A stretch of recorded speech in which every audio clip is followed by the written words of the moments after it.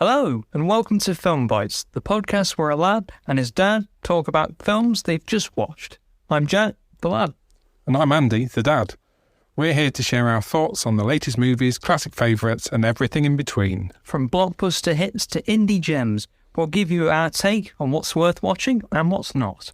So grab your popcorn, get comfortable, and join us for some movie talk. Let's roll the intro music and get started.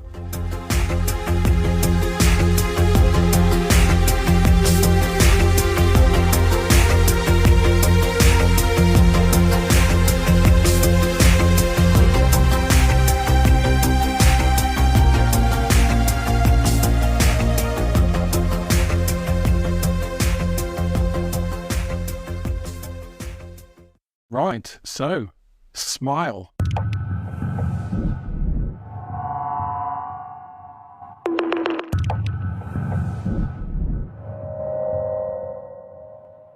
Yes. That was quite a lot of fun, wasn't it? Absolutely. Good old horror, that. I think that's what it is. Not out and out scary as such, but I think that it had some little scares in there, some little tension moments that actually got away with quite a few effective things, I thought. Yeah, definitely. So, Smile was first released in the cinemas last October time. Yes. And it's just finally made its way to Paramount, where we've seen it tonight. It's been on there for a couple of weeks, I think. But I'm glad that we've finally caught up with it because there was quite a lot of surprises in there.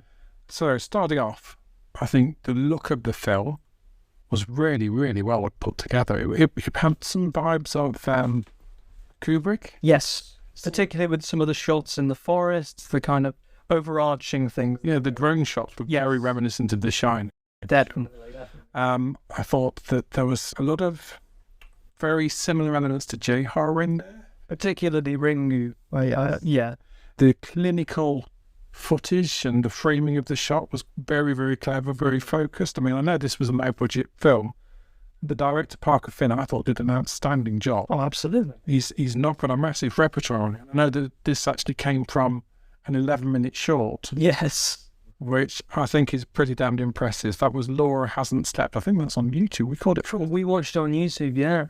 Again, very short premise, simple setting, but really well done. It was filled with twists and turns, and I highly recommend people watch it. It is something that I think you should watch before Smile, just to kind of get the aesthetic that you're going to go into. And this, at the end of the day, was the short film that Paramount looked at and thought, okay, there's something here that actually has some unique ideas. We can work with this to make this a whole film. Lo and behold, we have Smile.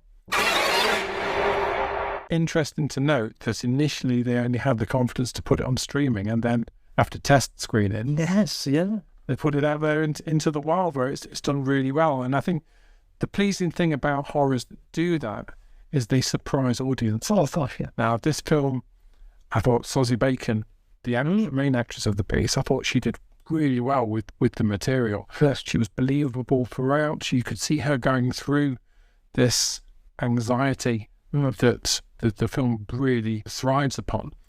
And I thought it started as a slow build, but it was consistent. It didn't bog you down with too much in the way of creepy music or anything like that. The music was only subtly used, and it was used to very good effect. Each and every time it was presented upon you, you didn't really expect it.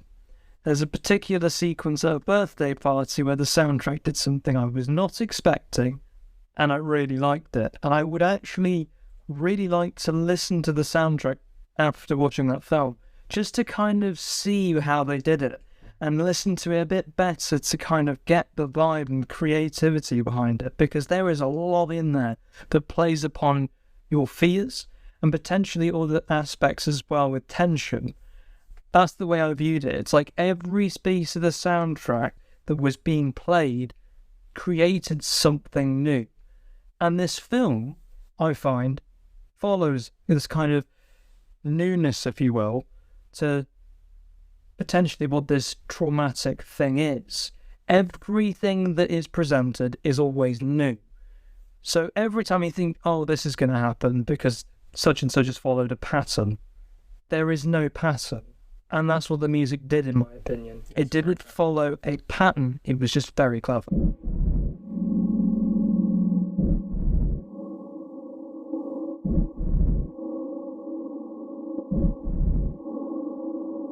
It reminded me of things like Stockhausen and the music concrete type stuff, where it wasn't really based around any kind of melody as such. It was just these haunting rhythms and just a vibe that it actually put out in front of you. And I thought one of the beautiful things about the film, you could see what they were doing, and they've clearly got a low budget, so they've got to make the use of everything that they've got in front of them. I thought there was a very good use of blur in the background. Blur. There was a lot of that. And that meant that when anything that was a potential reveal came through, it was tricking you as to you were expecting something that wasn't there, or when you wasn't expecting it was. It reminded me somewhat of It Follows, which I think is another one. I did definitely need to watch, yeah. Yeah, which was another small sleeper hit like this one, where a very simple premise is used to very good effect. And that slow build, that slow burn with characters that you really believe in, puts you in the real elements of the horror that they're presenting, and in elements of Babadook, I'd have to say. That psychological menace, and there being actually something physically jumping out and being a big monster scare. But yes, I thought that this was punching well above its weight. Oh, definitely. For a low-budget film. I would anticipate we'll probably get a sequel. Oh, yeah. I mean, this is a movie that I don't even remember how much budget it had. It was something like, was it 17 million or something? I thought it was $1 million that it spent, or something along those lines. It was a very low budget. Yeah, I think it was a bit more than that. Probably more, yes. It was a low budget film that really did outstandingly well. I mean, at the box office. Yes, yeah. You saw people were just coming into this, even after its release date. Yeah. Still going for it. This movie went into, I think it was halfway through November, so it was around I think it was end of September we had the film, and I'll admit, smile at the time I saw as, okay, it's probably going to be a low budget horror, it's going to do bosh bosh, tick tick, done. And actually what I found was there were some people that were actually very generous enough to come back to the box office and actually talk about, that was quite a good movie, there were some nice surprises. And I found that the demographic of audience members was actually quite older. So some people that I would actually call veterans of horror, if you will, elderly that knew their horror. And that was a nice surprise. And, they really nicely talked about it as something that was surprising, something that actually created tension in a way that was clever. And it was something that they hadn't really seen before, whilst it felt familiar. And until today, I didn't really know what that meant. And I thought, okay, well, that's an interesting premise. Yeah, that's quite interesting to see where we can go with that. So finally seeing it, I get it. I do get what they're saying. It feels familiar, but it doesn't quite feel familiar at the same time. It's almost fluctuating between different blurs, if you will. So it's almost like you say with this Gaussian blur effect. You can't quite tell what's going to happen. But it feels like you should know what happens. And that's so clever. I think because you've got, there's some elements of the cast that are more familiar than others. I mean, it's always good to see Cal Penn on the screen. He's a great actor. But I think almost he's the same actor in whatever he does. Yeah. You're going to like him regardless of whatever it's in. But no, I think that this is definitely Sosie Bacon's film. I think it's a standout performance from her. And I hope to see much more of her on future horror films, because she has got a real presence about her. I think this is a film that casual horror fans really need to see. This. Yes. It's not now horror. There is a much more psychological, even a little bit of a paranormal element to this that I think is really quite clever. And certainly if you were doing this on a movie-thon, I think this is one of the ones to put on definitely early in the day. I want to see more of the franchise if they make it into a franchise. Yes, yeah. That would be my recommendation. Definitely. I will just point out as well with the little details of the film. There was a particular sequence that showed a calendar in the background as well that I really appreciate this, if this is genuinely what the intention was. The calendar was marked on October. I'm pretty sure it was highlighting the 6th. Now, for those that don't know, October the 6th is the World Smile Day. And I thought, okay, if that's intentional, if that's actually there on purpose, that is incredibly clever, because it's not in your face. It's not something that's so direct with things like The Ring, where it's counting down the days all the way leading up to this event that we know must happen. It was actually just a little thing you can find in the background, and that is what good attention to detail is. There's certain sequences that I will not go into talking about because it's spoilerific, but just when you think you understand something, whiplash. It is not at all what you thought. And it is so clever because I've seen so many sequences in different films and TV shows or pieces of media where I can guarantee, oh, that's a dream sequence, or that's going to be something involving a hallucination of some form. Mm-hmm. And just when you think you're right, you are so very wrong.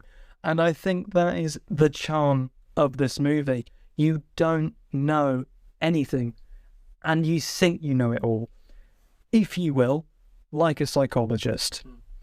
And that is the beauty of the film. And I think this could be made into a franchise that can explore anything. And let's be honest, the film was very, very, very well marketed. God, yes. You had the Snapchat filter. Yes, it is. You've got the reaction videos all over YouTube, and some of them are terrifying. They're horrendous. The reactions are so funny. What was you were telling me? There was a baseball game. A baseball game, yes. Around the crowd, every now and then when the camera just panned over, there was a woman standing up, wearing a smile shirt, grinning down at the camera. And sometimes she wasn't even on the camera, she was just in the corner of the camera and still gave it her all to stare down that camera with this sinister smile and just gave it her all throughout the entire game, where people didn't know what was going on. Yeah. They didn't know it was promotional material, but that is what some of the best promotional material is. And I'm so thankful for the Paramount have the faith in our horror to do that, because it just works so well. And the smiles themselves are practical. Yes. There's no CGI, there's no prosthetic, it's all practical. But they feel so wrong. They're really out of step. They're really quite jarring. And probably much more sinister than if they'd actually gone ahead and used something that was clearly... Yeah. I think that's one of the beauties of this film. So from my perspective, I think Smile is ahead. What's your opinion? Loved it. And I cannot wait for more. Brilliant. So Smile is on Paramount Plus, and it's very worth checking out.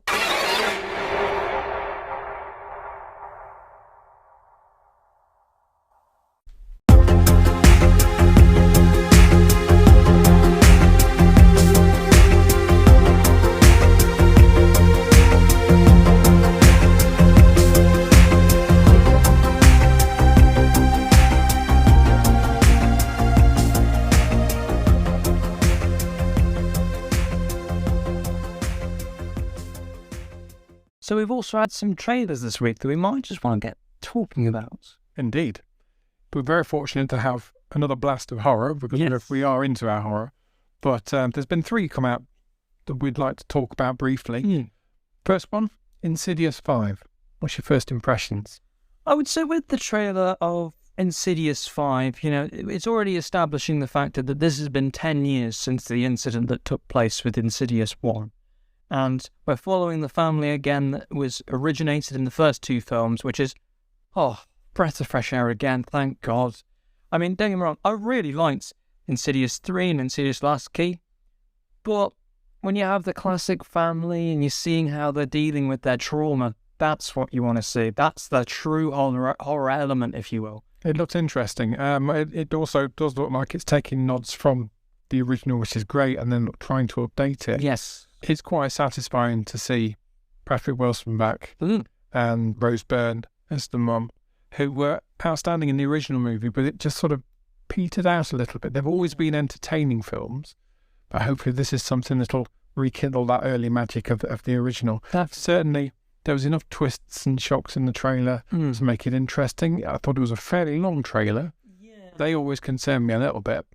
When it's long trailers with horror, especially when it was stuff like It, when you watch the first chapter's trailer, every scare was in that trailer, and it kind of took away the magic of jump scares. I've got to say, with this trailer, there wasn't too many jump scares, which I'm happy about. It was more plot, if anything, which kind of, it's okay. I will say I wasn't overly excited by the trailer. It's not something that makes me go, oh, I want to see that now. Yeah. It was more of a, oh, wait, I'm happy to see where it goes in the future. Don't get me wrong, I love the Insidious franchise. I'm always going to have my bum on the seat to watch it. But I will say it was a little underwhelming, the trailer, I would say. It was it was well edited. It was some decent scares in there, and it's good to see the family again. But it wasn't something that genuinely excited me. Fingers crossed it's the first trailer. Yes. Just a foot in the door to say this is what's coming, and maybe the next one will ramp it up a little bit more. But for now, I think Insidious 5, count me in. I'd say count me in as well. So next one, Talk to Me. Yes. I've got to say, this looks intriguing. I don't know too much about Talk to Me. The trailers, again, not too much revealing, and I'm happy about that. We've got the general premise, this interesting hand with writing on it. Not much context, just a gateway to hell. Your beautiful gateway to hell. And this time it's not a Ouija board or a book of the dead. It's actually a hand. A simple hand, almost like you're shaking the hand of the devil, in my opinion. That's the way I read it. It was like you were literally asking for a deal with death. And it was just interesting, this trailer, I thought, again. Well, it's A24. A24's just had a massive success with Beef on Netflix. And I think it keeps the familiar stuff in there that you've seen with your Final Destination movies and all that kind of stuff. So you're on familiar territory, but there's something just a little bit of a twist about this that I really like the look of. In some ways, some of the camera work reminded me a lot of Jordan Peele's Nope. I get that, actually. And I think that freshness is still there from Nope. I think this could be one to watch. This could be a sleeper hit, and fingers crossed when it comes out. It's going to get some attention. Definitely. So I'm looking forward to another trailer on this. Again, you're right, it didn't really give too much away, but what it did give away was really quite spooky. And there was a lovely vibe, a lovely atmosphere to this, and I think, yeah, count me in. Count me in. Last one to talk about, I think, is Hypnotic. This was an unusual one. Ben Affleck in a Robert Rodriguez movie. A combo you would not really expect, but already I'm in. The trailer was very fascinating to see where it was going. You know, the beginning I thought was, oh yeah, general cliche. We've got the dad and the daughter goes missing. Yep, check. And then boom, what happened to that plot line? That's what I'm interested in. Now we've gone into the nitty gritty of, is he like a police officer of some form? It looks like where he's doing like a sting operation. He's seeing if there's a bank heist that's about to happen, and it goes upside down. And not in the sense of they get away with the money. There's something a little bit odd about the people involved. Yes. Without giving too much away, go watch this trailer because it's quite fascinating. Any Derren Brown fans out there are going to love what this trailer does straight away. It looks clever. It looks smart.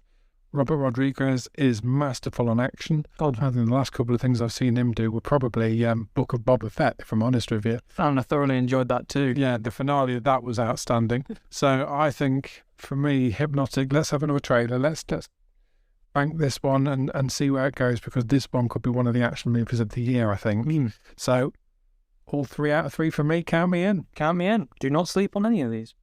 So, 10 years after the Evil Dead reboot, we have Evil Dead Rise. Gotta say, I had a lot of fun with this movie. I really did. It was a million times better than I was expecting this film to be. Let's just break down a few details of the film then. So, main premise of this story, we were all familiar by now with what the Evil Dead tells us. Yes. This is at some stage is going to be about the Book of the Dead. What this film does beautifully is it subverts those expectations right from the very beginning. It tells 2 stories really, but I'm not going to get into spoilerific territory.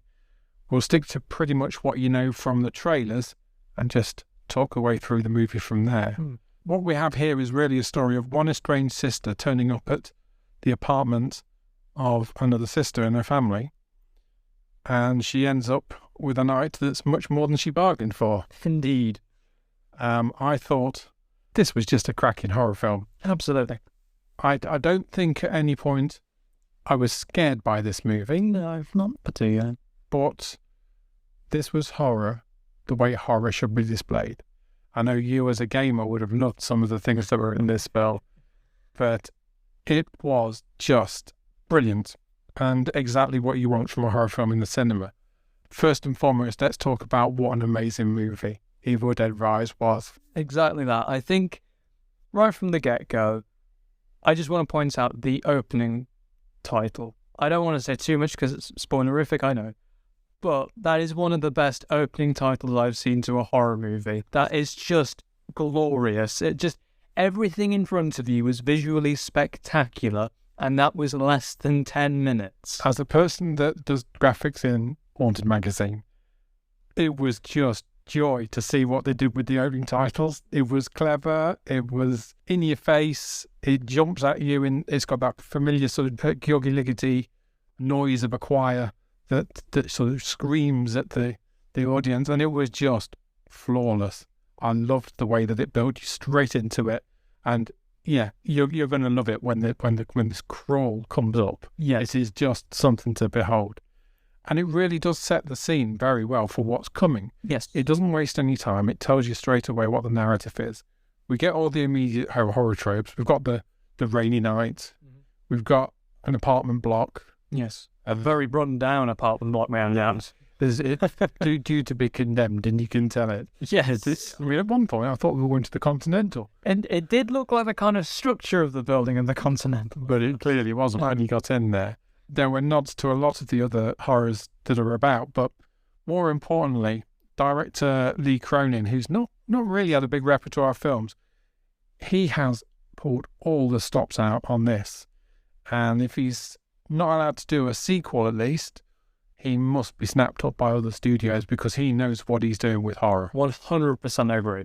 Every moment of this film where you feel like something's going to jump out or any kind of scare will happen, again, familiar to Smile, which we were talking about earlier, it kind of just catches you off guard because you think something's going to happen and they know you think that thing is going to happen.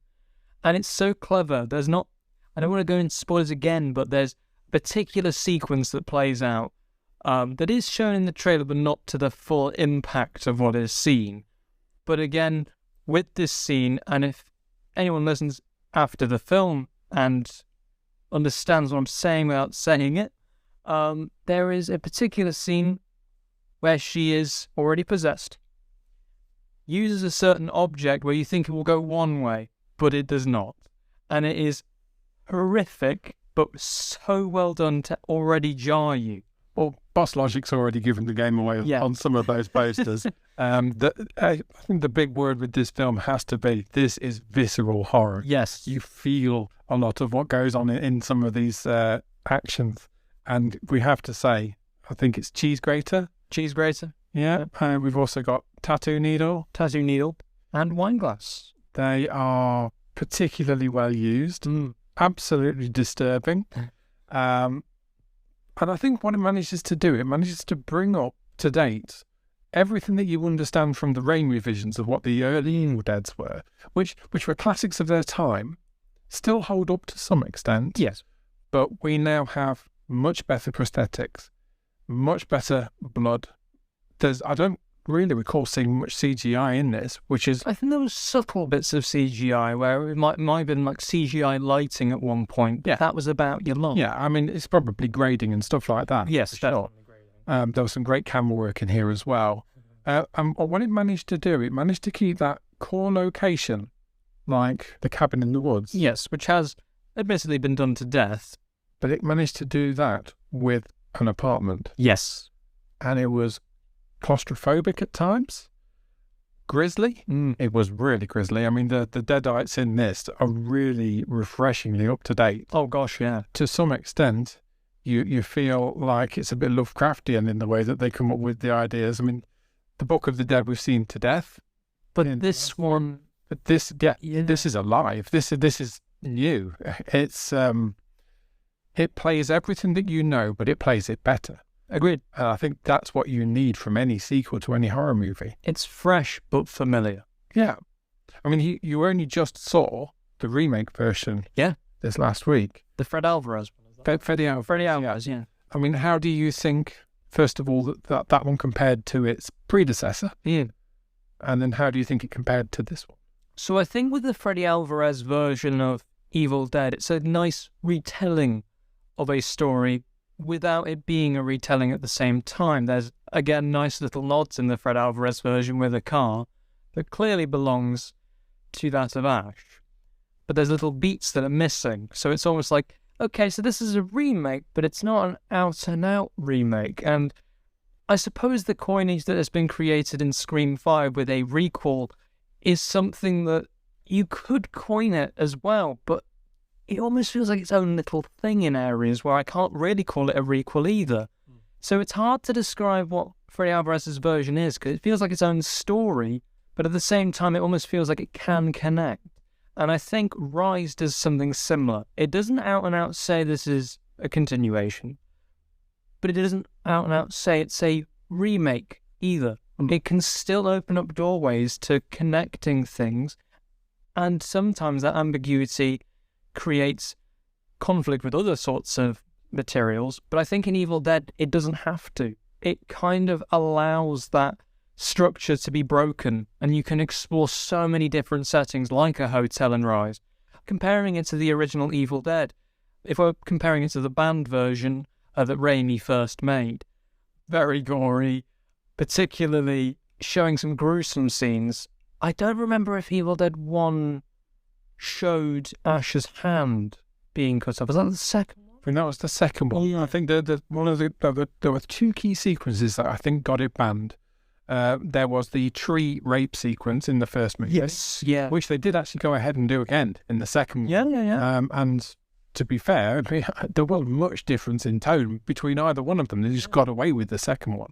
And it was a particular sequence in the cabin where there's a hand near the door, trapdoor, and her nail goes into the hand. On screen. And you have full-on blood. And I think at the time, Furman and the censors decided that, no, that was too much. Gotcha. Alongside all the other things that were going on in the movie. And they decided to ban it. So Evil Dead was one of the most notorious banned movies for a long, long time. Raimi remade it as the second one, tweaked it a little bit here and there with a bit more of a budget because he knew what he was doing. And they're Bruce Campbell. The guy's a legend. Yes. And I think you can't talk about Evil Dead without Bruce Campbell. But most notably on this latest one, he's exec producer, but we don't get any groovy or anything like that. Yes. But we just really get a whole story that's allowed to thrive in its own merits. And I think, I'm going to go out and say it, that I think this story, Evil Dead Rise, is the best one yet. Yep. It needed the other movies to be able to live. Yes. So right.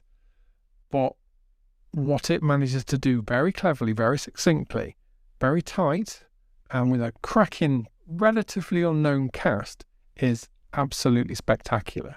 The only sort of big name that I know of is Alyssa Sutherland, that I think was in Vikings on Prime and Netflix, I think. And that's the only one that I've really seen prior to this. But that doesn't detract from the performances of all the others. Those are absolutely brilliant. There's nobody there that's wooden, tearing up at the walls with their acting performance. This is really good acting of a very simple but very well put together horror movie. This one really just jumped out at me, and it's going to be a surprise to see if anything beats this year. I have to agree. I really do. I also think with the family that's in this film as well, because you don't know these actors, I find that there's a lot more believability behind them. So you've not seen them before. This is a raw performance where you're seeing these little quips between the siblings, the sibling love-hate relationship that you so constantly see, which is, lots of media portrayed in a very stereotypical, such and such way. But in this one, it felt like they were just hitting the mark just right, where it had this believability with the siblings, and especially with the younger daughter as well. She was just brilliant. I don't know how old she is, I must say, but she acted her socks off in a lot of these very dark and intense scenes. Like you say, very visceral as well in the way in which it goes about itself. And it is just fantastic to see her performance. And I've got to say, Aunt Beth has to be one of the best aunts in cinema history. She is badass, and that is honestly one of the best things about this film. she stands out along with so many other factors. And you got to say as well, another thing here is that the female characters of the film are arguably the best characters in the film. Absolutely. And that is an absolute joy in a horror movie. Yep. And they're not just final girls. Yes, the coinage. They are purely there from in the same way that Ash, you knew that he was going to survive it. You don't know that anybody's going to survive this, but it is beautifully done. The lighting is a triumph. I think effects, absolutely spectacular. Blood. Oh my God, there was a lot of blood. It was bloody. It was very bloody. 6,500 litres of fake blood apparently were used in this film. And another thing that we talked about in Smile was that was made initially for streaming. Yes. Yeah. And it turns out that Evil Dead Rise was also earmarked for streaming.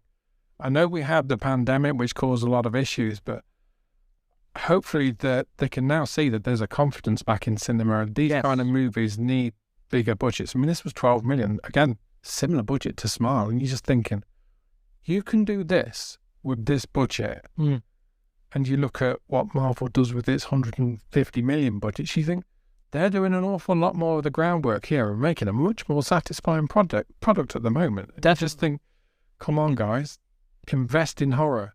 Horror is there. Bums are going on seats.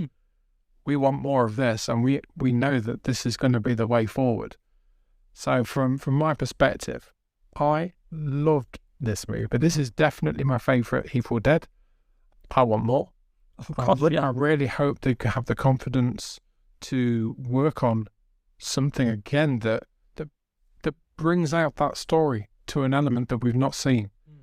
We've switched after 4 movies from, well, 3 technically. I mean, Army of Darkness goes into a castle. However, in saying with Army of Darkness, I think that there's some nice nods to it in this film. Yes. It's not out in your face, but something is there that makes Army of Darkness fans throw their arms in the air and just say, yes, we've got this now happening. And there were a couple of moments in this new one which you knew. Oh, come on.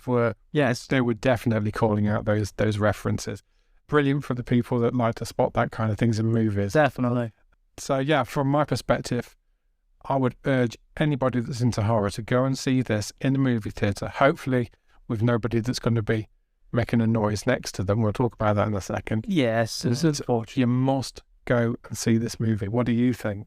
I think this is a movie that will definitely be a crowd pleaser, not only to just a general audience that wants to see a film like this, but also to Evil Dead fans. I've already got a lot of people that I know screaming that this is either the best or that this is on par with Evil Dead 2/1, if you will. Because this film just does not hold back. It always goes full throttle into the scenes and it plays with your emotions. And it is so well done, so well choreographed, and so well edited. It has a kind of stride of confidence every minute. And I've got to also add the score, almost like a lullaby, if you will. A mother's lullaby, which is very much the centre of the film. The very being, this deadite, is the mother. And it just plays with you. That's exactly what a deadite should do. It taunts you. It pleads you to do things so that it can get in your head, and then it will rip you from the inside, quite literally and figuratively speaking. That is the beauty of it all, and that's why I think if you love Evil Dead, if you love horror, and if you're a cinema lover, go and see this film. It's in cinemas now, and it is Evil Dead Rise. Go and watch it. It's good fun. Perfect. That is the film to go and see this year, and I really do think it's going to be a high bar to try and beat that. Evil Dead Rise, go see. So let's do a screen rant now. Let's get this out of the way, because one of the most frustrating things at the cinema is when people just don't obey the rules of what they're told about. There's big screen adverts telling you that be quiet, keep your phones off, don't talk through a movie, don't slurp, don't bring food in that's going to make an awful lot of noise. And unfortunately, during Evil Dead Rise, I was sat next to two absolute morons. Yep. one of which was clearly frightened and had to narrate her way through the entire film. Which, may I add, that is a habit I do myself. However, I don't do that in the cinema. I am actually well controlled in a cinema, I may add. Yeah, but this cretin wasn't. No, blimey. Dear oh dear, you know, if you are going to see any film at the cinema, please remember that there's people around you that have paid good money to see what is on the screen. They're not coming to see you. If you want to speak and eat, go home, watch Netflix, and just stay there. Because I want to go to the cinema and I want the cinema experience. I want to have a big screen experience, and I don't want to be distracted by anybody that's around me. And today, they broke every single part of that code. Yes. Slurping, deliberately slurping at one point. They brought sweet packets that were deliberately noisy. The fella's girlfriend did nothing but talk the entire time. And when you've got a film that relies a lot on tension and silence, there's a lot of points to get that kind of loud sting to go through. It was literally like having somebody there that was a 10-year-old watching their first horror film. It did feel like that. If that's you, if you happen to be listening to this podcast, just wake up. Just remember that the cinema is an experience for everyone. Everyone's paid good money to watch that film. And please, just behave yourself next time. I'd just like to thank everybody for taking the time to listen to our podcast today. Please do subscribe if you like what we're doing, and we'll see you next time. Bye-bye.